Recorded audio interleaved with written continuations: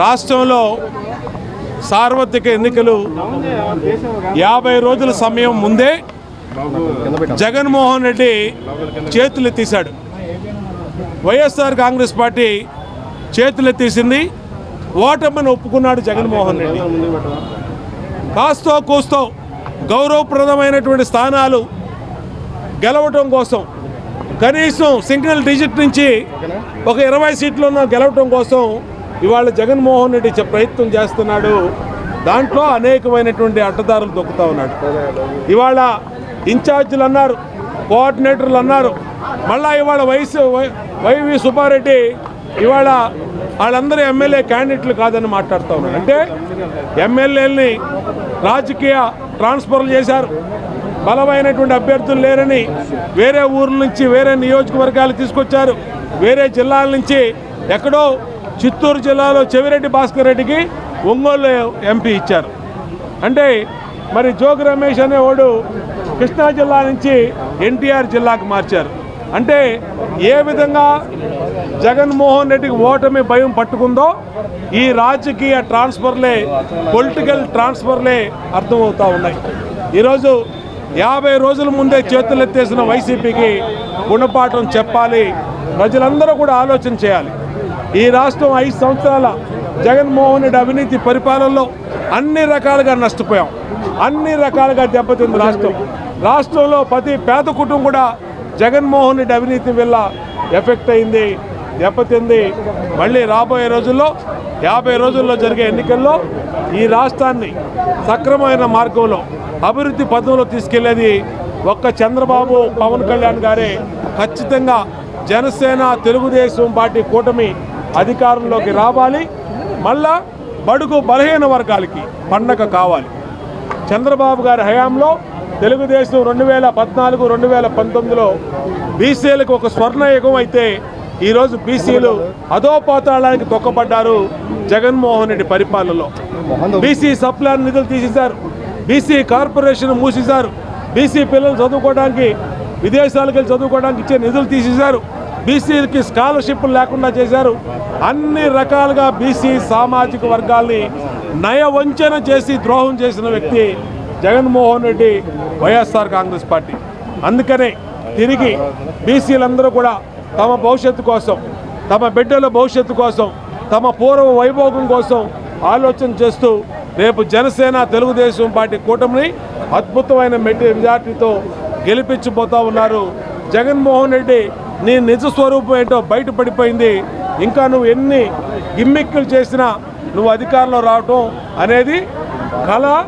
చంద్రబాబు నాయుడు గారు, పవన్ కళ్యాణ్ గారు అధికారంలో రావటం అనేది సుస్పష్టమని కూడా తెలియజేస్తారు. రాష్ట్ర నాగవంశీకుల సాధికార కమిటీ నేతృత్వంలో నాయకులందరూ కూడా ఇక్కడికి కార్యక్రమాన్ని చేపట్టడం యొక్క ముఖ్య ఉద్దేశం బీసీ-డి నుంచి నాగవంశీకుల్ని ఏలేకు మార్చాలనేటువంటి అనేక సంవత్సరాలుగా ఒక కోరిక కోరుతూ ఉన్నారు. కానీ ఖచ్చితంగా ఈ కోరికను నారా చంద్రబాబు నాయుడు గారు ఖచ్చితంగా తీరుస్తారనేటువంటి ఆశతోటి, ఎందుకంటే బీసీల పార్టీ తెలుగుదేశం పార్టీ, బీసీలు అంటే తెలుగుదేశం, తెలుగుదేశం అంటే బీసీ. ఈరోజు జగన్ రెడ్డి నా బీసీలు అంటా ఉన్నాడు. ఏ రకంగా నీ బీసీలు అవుతాడని మేము సూటిగా ప్రశ్నిస్తూ ఉన్నాం. నువ్వు అనుకుంటున్నావేమో నా బీసీలని, బీసీలందరూ జగన్మోహన్ రెడ్డిని బీసీల ద్రోహిగా భావిస్తూ ఉన్నారు. ఎందుకంటే ఈ రోజున మా సప్లాన్ నిధులను దారి మళ్లించావు. ఒక కార్పొరేషన్గా బీసీ కార్పొరేషన్ ఉంటే వేల కోట్ల రూపాయలు చంద్రబాబు నాయుడు గారు ఇచ్చి బీసీ బిడ్డలకు ఆర్థిక చేయూత కోసం చేసినటువంటి ఆ కార్పొరేషన్ను ఇవాళ 56 కార్పొరేషన్లు చేసి 56 రూపాయలు ఇచ్చినటువంటి నేపథ్యం లేదు. ఏ కార్పొరేషన్ నుంచి ఆ కులం యొక్క బిడ్డలు ఆర్థిక చేయూత కోసం ఏ ఒక్క రూపాయి కూడా ఆ కార్పొరేషన్ నిధులు ఇచ్చినటువంటి దాఖలాలు లేవు. వీళ్ళకి ఏమి ఇచ్చారంటే గొల్లపూడిలో ఒక అపార్ట్మెంట్ తలా ఒక రూమ్ ఇచ్చారు, ఒక ఫ్యాన్ ఇచ్చారు. అంతకుమించి ఏ రకమైనటువంటి నిధులు లేవు.